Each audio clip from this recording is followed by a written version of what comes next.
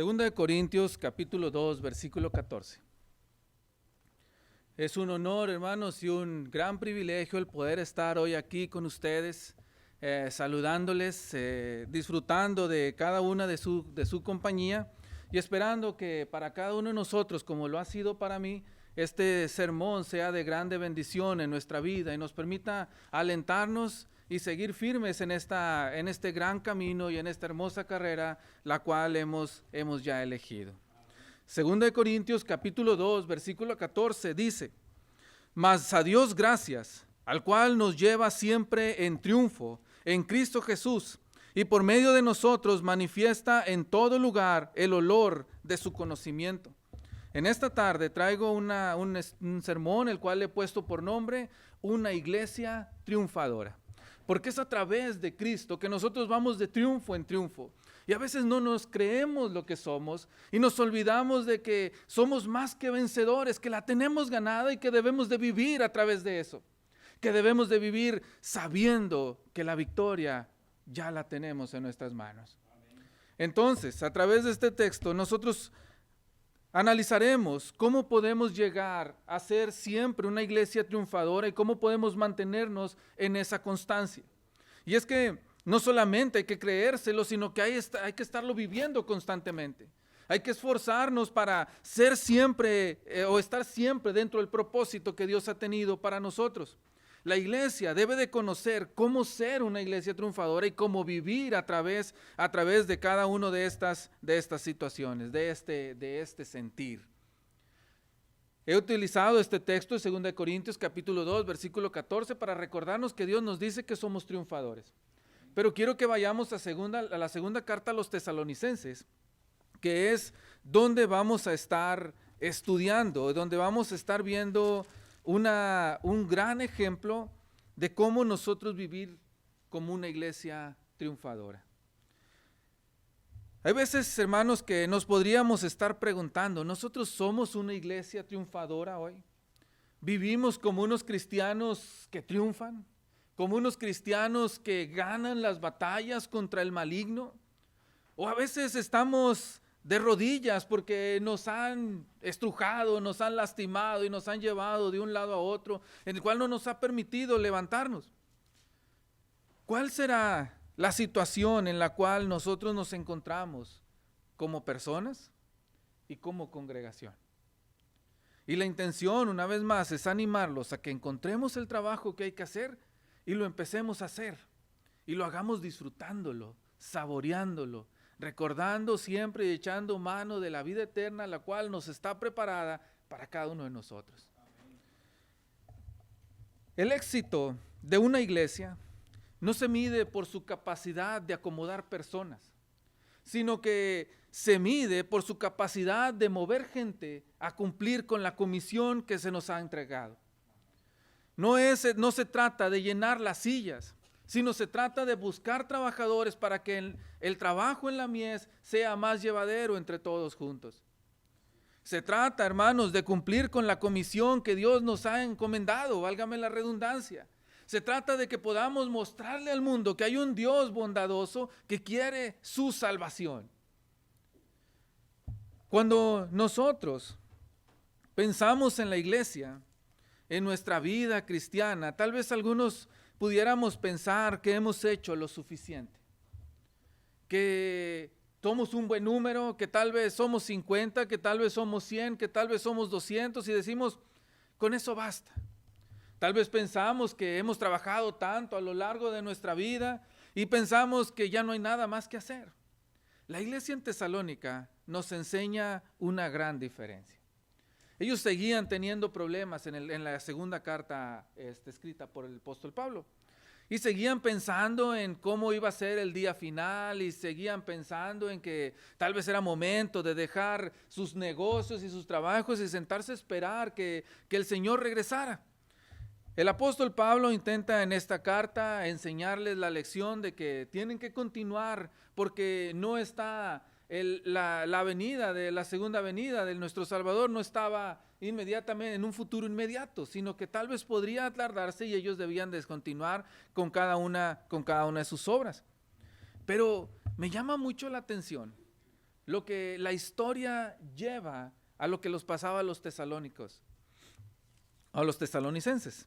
Fíjense, en el capítulo 1, versículo 6 de la primera carta a los tesalonicenses, Pablo les dice: y vosotros vinisteis a ser imitadores de nosotros y del Señor, dice, recibiendo la palabra en medio de gran tribulación. Primera de Tesalonicenses capítulo 1, versículos del 6 en delante. Repito. Y vosotros vinisteis a ser imitadores de nosotros y del Señor, recibiendo la palabra en medio de gran tribulación con gozo del Espíritu Santo.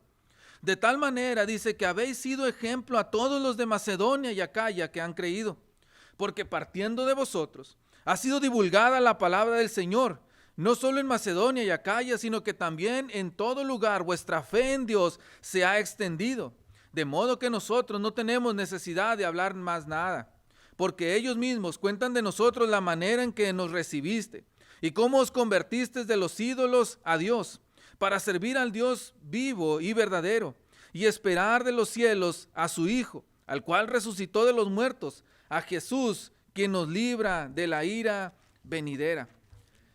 Esto les decía en el capítulo 1 de la primera carta. Macedonia y Acaya, hermanos, eran un gran territorio. Era, vamos a pensarlo, todo lo que abarcara Fort Worth y Dallas. Y ellos le dicen: ustedes viven de tal forma, ustedes han recibido la palabra en medio de tantos problemas, pero todo el Metroplex sabe quiénes son ustedes, porque ustedes son ejemplo para ellos.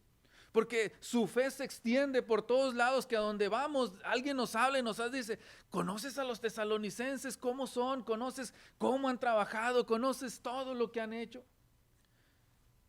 En el capítulo 1 de la segunda carta a los tesalonicenses, Pablo les insiste en lo que tienen que hacer.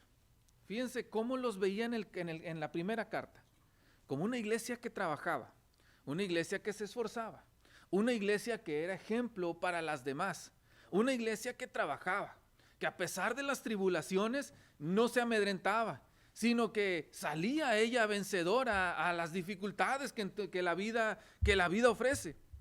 Pero en la segunda carta, capítulo 1, versículos del 3 al 12, que es donde vamos a estar estudiando esta tarde, Pablo les insiste en qué es lo que ellos tienen que hacer. Segunda carta a los tesalonicenses, capítulo 1, versículos del 3 al 12. Debemos siempre de dar gracias por vosotros, hermanos, como es digno, por cuanto vuestra fe va creciendo y el amor de todos y cada uno de vosotros abunda para con los demás. Tanto que nosotros mismos nos gloriamos de vosotros en las iglesias de Dios por vuestra paciencia y fe en todas vuestras persecuciones y tribulaciones que soportáis. Esto es demostración del justo juicio de Dios, para que seáis tenidos por dignos del reino de Dios, por el cual asimismo padecéis. Porque es justo delante de Dios pagar con tribulación a los que os atribulan, y a vosotros que sois atribulados daros reposo con nosotros, cuando se manifieste el Señor Jesús desde el cielo con los ángeles de su poder, en llama de fuego, para dar retribución a los que no conocieron a Dios ni obedecen el evangelio de nuestro Señor Jesucristo, los cuales sufrirán pena de eterna perdición, excluidos de la presencia del Señor y de la gloria de su poder, cuando venga aquel día para ser glorificado con sus santos y ser admirado en todos los que creyeron, por cuanto nuestro testimonio ha sido creído entre vosotros. Por lo cual asimismo oramos siempre por vosotros, para que nuestro Dios os tenga por dignos de su llamamiento y cumpla todos los propósitos de bondad y toda obra de fe con su poder, para que el nombre de nuestro Señor Jesucristo sea glorificado en vosotros y vosotros en él, por la gracia de nuestro Dios y del Señor Jesucristo. ¿Qué es lo que nosotros podemos ver aquí? Una iglesia que la estaban alabando en la primera carta, pero que en la segunda le dice: sigan esforzándose por hacer más. No había un límite, o no había un momento en el cual ellos dijeran: ya hemos hecho lo suficiente. Por eso, para ser una iglesia triunfadora, lo primero que debemos de hacer es no conformarnos. Siempre estar buscando hacer un poco más. Siempre estar buscando aprender más, ganar un alma más. Siempre recordamos las palabras de Rockefeller para esta situación, donde él decía, le preguntaban, ¿cuánto dinero más quieres ganar? Y él decía, $1 más, $1 más. Y esa es la misma situación en la cual nosotros debemos de estar pensando. ¿Cuántas almas vamos a salvar o cuántas almas les vamos a hablar? ¿Cuántos folletos más hay que entregar? Uno más. Siempre uno más. Siempre hay un esfuerzo más que podemos hacer. Siempre hay alguien más a quien hablarle. Siempre hay una oportunidad de glorificar a Dios a través de nuestras acciones y no podemos limitarnos. Una iglesia triunfadora se caracteriza porque va de triunfo en triunfo, porque va avanzando y no se detiene, porque no se ha conformado. ¿Cuántos años tienen en cristianismo? 10, 20, 50, pero siempre hay que estar firmes hasta el último de nuestros días. No podemos conformarnos, no podemos pensar que ha sido suficiente. Siempre hay algo más que hacer. Les insisto, para mí es asombroso ver cómo a los tesalonicenses se les enseña o se les muestra como unas personas ejemplares. Pero Pablo les dice, sigan creciendo, sigan avanzando. Filipenses capítulo 1, versículo 9.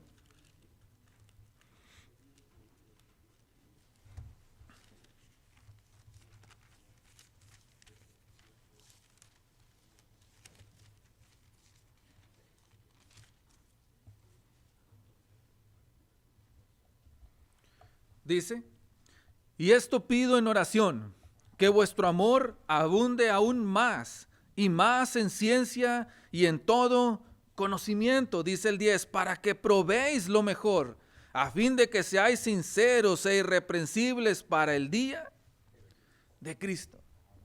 ¿Qué les dice una vez más Pablo ahora a los filipenses? Que su amor crezca y crezca más y más. Siempre, hermanos, tenemos que estar con esa visión. Siempre tenemos que tener eso en nuestras mentes. ¿Qué más puedo hacer por el que está a un lado mío? ¿Qué más puedo hacer por mi vecino? ¿Qué más puedo hacer por mi compañero de escuela o de trabajo? ¿Qué más puedo hacer por mi hermano? Para yo poder mostrar mi amor por él y que él sepa que Cristo le ama también.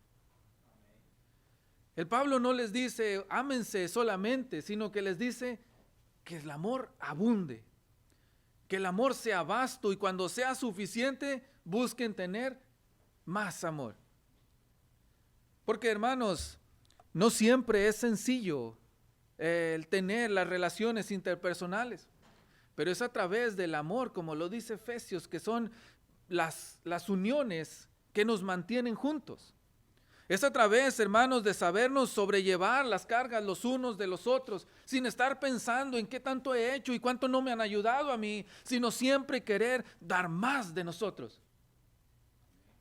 Siempre querer tener la disponibilidad de despojarnos un poquito más. Porque si el Señor no escatimó al rescatarnos a nosotros, ¿cómo podríamos nosotros retener algo por ayudar a alguien? Por eso el Señor, hermanos, por eso nuestro Dios a través del apóstol nos insiste que el amor abunde más y más. Dice 1 Tesalonicenses capítulo 4, versículo 1 y versículo 10.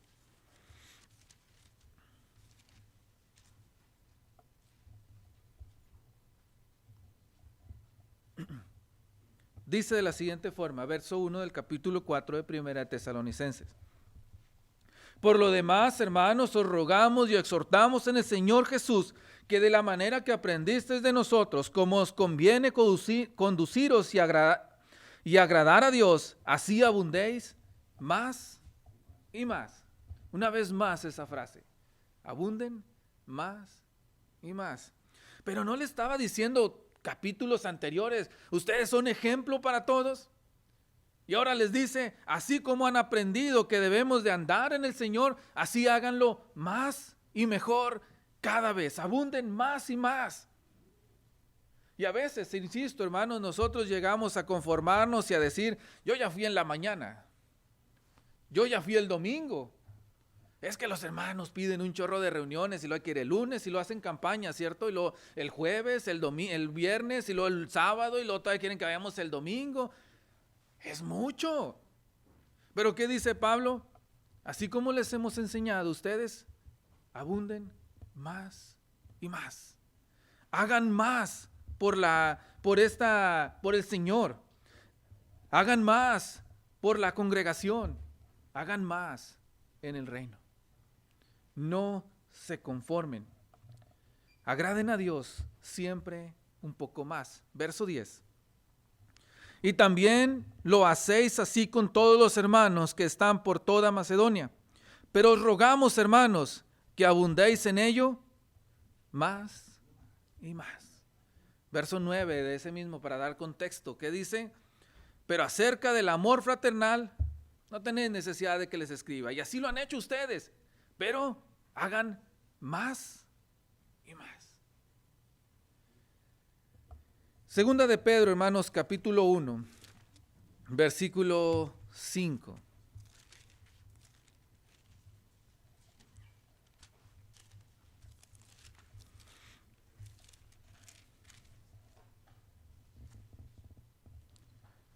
Y podríamos, hermanos, leer hasta el 10, pero vamos a quedarnos con el 5 para tener la idea de lo que aquí dice.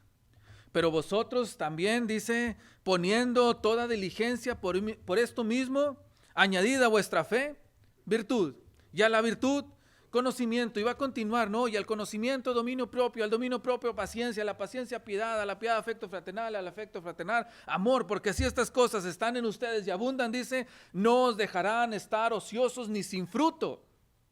Porque, hermanos, debemos de estar siempre buscando parecernos un poco más a Cristo. Todo empieza con creer, con la fe. Dice, y a esa fe ve agregándole las demás partes. Y entonces vas a poder estar firme en tu vocación, en tu elección.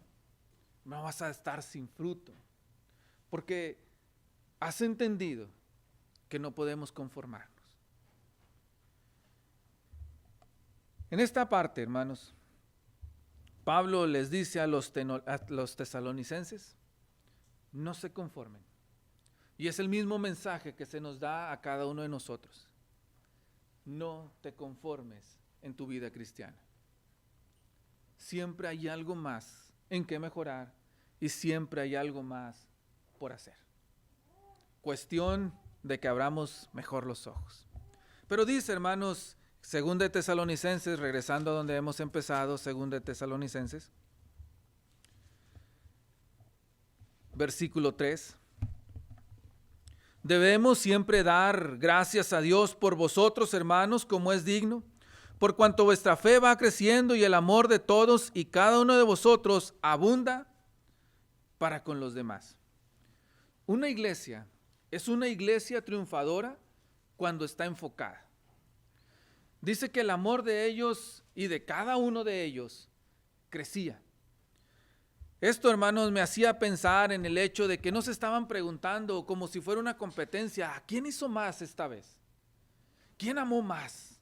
Sino que cada quien estaba pensando en sí mismo. Y es que la mayor parte de las personas perdemos tanto tiempo en estar volteando a ver a los demás que nos olvidamos de hacer lo propio. Por eso, hermanos, en este punto es, enfóquese. Ponga atención en qué es lo que tiene que hacer y hágalo lo mejor. Si el otro lo hace o si el otro lo deja de hacer, él va a dar cuentas a Dios de su situación, pero usted haga la suya. De tal forma que, como dice Romanos capítulo 12, versículo 1, podamos presentarnos ante Dios como un obrero aprobado. Que no tenemos de qué avergonzarnos porque no estuvimos pensando, es que el otro no hizo. Y es que, no, hombre, aquel lo estaba haciendo mal, mira cómo lo hace.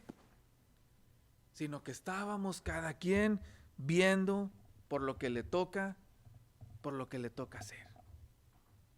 Como iglesia, enfoquémonos en cuál es nuestra responsabilidad. Como persona, haga lo mejor que pueda lo que a usted le ha tocado. Y verá que obtendremos resultados diferentes. Tristemente, como lo hemos dicho, a veces parece que estamos compitiendo con los demás a ver quién da mejor comida en el convivio, a ver quién predica más bonito, a ver quién dura más tiempo, quién se aprende más textos de memoria. Y se pierde el enfoque de lo que tenemos que hacer.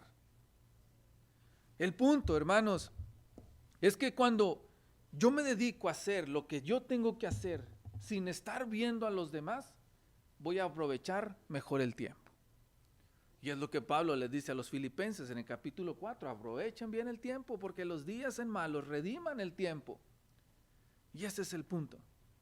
Deje de estar viendo para los lados, deje de estar viendo para atrás y póngase a hacer lo que le toca. Segunda de Timoteo capítulo 2, versículo 23 al 25.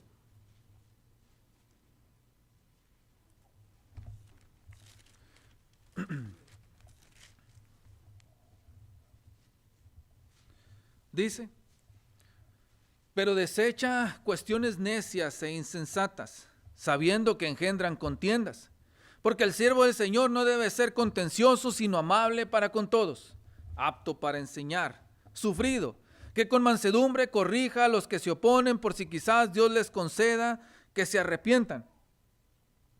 Para conocer la verdad, dice el 26, y escapen del lazo del diablo en que están cautivos a voluntad de él.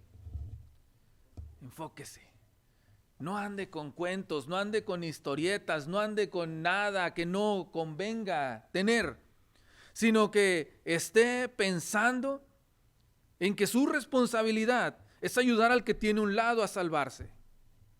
En que nuestro trabajo es cuidar de la iglesia, es cuidar de los miembros y no estar peleando por cualquier cosa. Y cuando pensamos que hemos ganado la pelea, hemos perdido un alma. Enfóquese en ser de bendición para los que están a un lado suyo. Enfóquense, como dice Hebreos capítulo 10, versículos 24 y 25. Ayúdense mutuamente a crecer en obras, a ser mejores cristianos, parafraseando lo que ahí está, y dice el 25, no dejando de congregarnos, como algunos tienen por costumbre. Pero incítense unos a otros a ser mejores cada vez.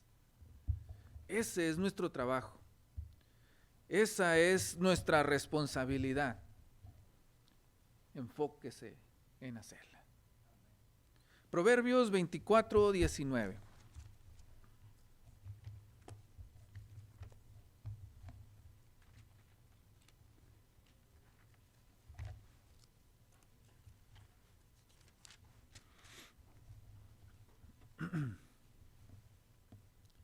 Dice, no te entremetas con los malignos, ni tengas envidia de los impíos.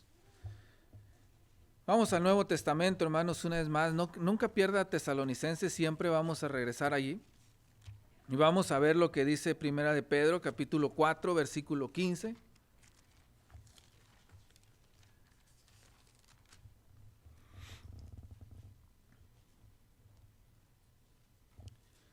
Así que ninguno de vosotros padezca como homicida o ladrón o malhechor o por entrometerse en lo ajeno. Pero si padece como cristiano, no se avergüence, sino glorifique a Dios por ello. Una vez más, ¿qué es lo que estos versos nos están diciendo? Deje de andarse metiendo en cuestiones necias, deje de andar perdiendo el tiempo en cosas que no convienen y póngase a hacer su trabajo. ¿Cuál es tu trabajo en la iglesia? ¿Cuál es su responsabilidad en esta congregación? Póngase a hacerla. Póngase a trabajar en lo que le toca y verá que le va a salir mucho, mucho mejor. Según de Tesalonicenses capítulo 1, versículo 5, para el punto que sigue. Entonces, una iglesia triunfadora, hemos dicho, es una iglesia que no se conforma con nada, que siempre quiere hacer más. Una iglesia triunfadora es una iglesia que está enfocada en hacer una cosa, en cumplir con la responsabilidad que Dios le ha dado. Pero una iglesia triunfadora es una iglesia que resiste. Verso 5. Esto es demostración del justo juicio de Dios, para que seáis tenidos por digno del reino de Dios, por el cual asimismo padecéis. Si nosotros leemos el verso 4, Pablo les está diciendo, ustedes han pasado muchas tribulaciones, ustedes han pasado por muchas situaciones difíciles, pero esto los hace dignos del reino. Y muchas veces nosotros creemos que el estar pasando las dificultades, el estar teniendo situaciones adversas es algo que no queremos vivir. Es algo por lo que quisiéramos sacarle la vuelta si pudiéramos, pero el Señor nos dice, el que resistas cada una de las adversidades de la vida te hace más digno del reino. Entonces, si el resistir me hace mejor, pues dejemos que vengan y mantengámonos firmes. Resistir, hermanos, la tribulación requiere o nos ayuda a nosotros a comprender lo que ser cristiano significa. Y es que la palabra resistencia para este punto, hermanos, significa constancia, perseverancia, aguante, firmeza. Significa, hermanos, que nosotros tengamos la posibilidad de dejar que las cosas vengan a nuestra vida y poder salir avantes de ella. Una iglesia triunfadora no es una iglesia, hermanos, que simplemente se sienta y espera que las cosas pasen, sino es una iglesia que le sale al toro por los cuernos. Es una iglesia, hermanos, que tiene la valentía, que tiene el conocimiento. Es una iglesia, hermanos, que tiene la firmeza para poder enfrentar la situación que venga y no amedrentarse frente a ella. Una iglesia triunfadora, hermanos, es una iglesia que aguanta. Es una iglesia que resiste, porque vendrán tiempos difíciles, porque los hemos pasado ya, y porque en el futuro vendrán más, y tal vez cada vez sean más y más difíciles. Pero lo que el Señor nos dice es, sé fiel hasta la muerte. Sé fiel o resiste, aguanta hasta la última de las consecuencias, hasta que ya no quede más. Aunque esto acabe con tu vida y comience con la gloria eterna. El Señor, hermanos, nos enseña a que la vida cristiana no es miel sobre hojuelas. La vida cristiana, hermanos, no es un camino de pétalos de rosa. La vida cristiana requiere de hombres valientes, de hombres que están dispuestos a dejar las comodidades, de hombres que están dispuestos a dejar los gustos y los placeres por entregar su vida completa al Señor. Por eso una iglesia triunfadora es la que está luchando constantemente sin desmayar. Dice, hermanos, el Evangelio según Juan, en el capítulo 18, versículos 9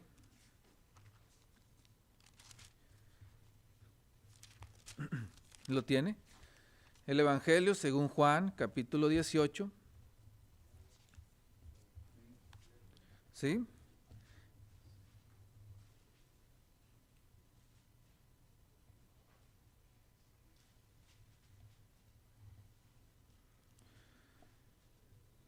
Verso 9 primero.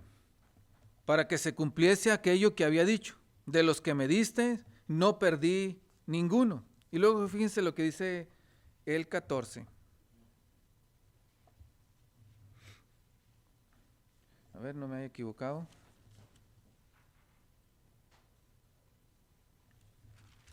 Déjeme un segundo porque como que no. Bueno, vamos al capítulo 16, un poquito más atrás. Versículos del 1 al 4. Juan capítulo 16, versículos del 1 al 4. Dice, Estas cosas os he hablado para que no tengáis tropiezo. Os expulsarán de las sinagogas, y aún viene la hora cuando cualquiera que os mate pensará que rinde servicio a Dios. Y harán esto porque no conocen al Padre ni a mí. Mas os he dicho estas cosas para que cuando llegue la hora os acordéis que ya os lo había dicho. Dice el verso 33. Estas cosas os he hablado para que en mí tengáis paz. En el mundo tendréis aflicción, dice, pero confiad, yo he vencido al mundo. Dice, hermanos, el capítulo 15, versículos 18 al 20, un poquito más atrás. Si el mundo os aborrece, sabed que a mí me ha aborrecido antes que a vosotros. Si fuerais del mundo, el mundo amaría lo suyo, pero porque no sois del mundo, antes yo os he elegido del mundo, por eso el mundo os aborrecerá. Acordaos de la palabra que ya os he dicho. El siervo no es mayor que su señor. Si a mí me han perseguido, también a vosotros os perseguirán. Si han guardado mi palabra, también guardarán la vuestra. El Señor nos ha advertido ya que vamos a encontrar resistencia, porque al mundo no les gusta que les digan en lo que está mal. Porque a nosotros no nos gusta que nos digan cuando nos hemos equivocado, y siempre habrá una resistencia al cambio, y más cuando se trata de hacer las cosas mejor. Pero el Señor siempre nos dice, resiste. Y nos lo ha advertido desde tiempo atrás. Los van a aborrecer, los van a maltratar, los van a matar. Pero ya se los he advertido. Sigan firmes. Sigan fieles. Y cuando leemos, hermanos, Hebreos capítulo 11, versículos del 1 en adelante, y vemos a todos aquellos héroes de la fe, y cuando terminan esta historia y dice, y algunos fueron aserrados, y fueron desollados, y fueron comidos por bestias, nos decimos nosotros, ¿qué hemos aguantado hasta hoy? No tiene comparación cuando a ellos los latigueaban, cuando a ellos los azotaban, cuando ellos los apedreaban, y nosotros nos asustamos con poquito. Por eso, una vez más, el punto es, resistan y sigan avanzando. No se detengan por nada. No le pongan atención a las dificultades, porque es parte de la vida el enfermarnos, es parte de la vida el que batallemos, es parte de la vida la muerte. Entonces, deja de lado lo que no puedes controlar y sigue avanzando. Una iglesia triunfadora es una iglesia que resiste. Una iglesia triunfadora es una iglesia, hemos dicho, que no se conforma. Es una iglesia enfocada. Es una iglesia que resiste. Y dice el verso número 12, es una iglesia que tiene un objetivo. Según de Tesalonicenses capítulo 1, versículo 12. Para que el nombre de nuestro Señor Jesucristo, dice, sea glorificado en vosotros y vosotros en Él, por la gracia de nuestro Señor, por la gracia de nuestro Dios y del Señor Jesucristo. ¿Cuál es el objetivo principal de esta congregación? Que el nombre de nuestro Dios sea glorificado por todos. Cuando todos nos ponemos eso en mente, nos olvidamos de quién soy yo, de qué estoy haciendo yo, porque todos tenemos una sola visión, una sola meta. Que el mundo, que las personas que nos ven, sepan que Dios es real. Sepan que Dios es todo lo que la Escritura dice. Glorioso, maravilloso, asombroso, que no existen palabras para describir cuán maravilloso es nuestro Señor. Que ha hecho un plan, que ideó desde el principio del tiempo. Él estaba pensando en nosotros, y eso, hermanos, nos debe de dejar a nosotros sin palabras. Y vemos a grandes hombres que no tenían miedo, que lo único que ellos hacían era seguir sirviendo a Dios, y cuando la gente lo veía, ¿qué decían? Tu Dios es verdadero. Tu Dios es diferente al de nosotros, porque el tuyo sí te escucha, le dijeron a Daniel. Le dijeron a Sadrach, a Mesach y a Abednego, verdaderamente este es el Dios verdadero.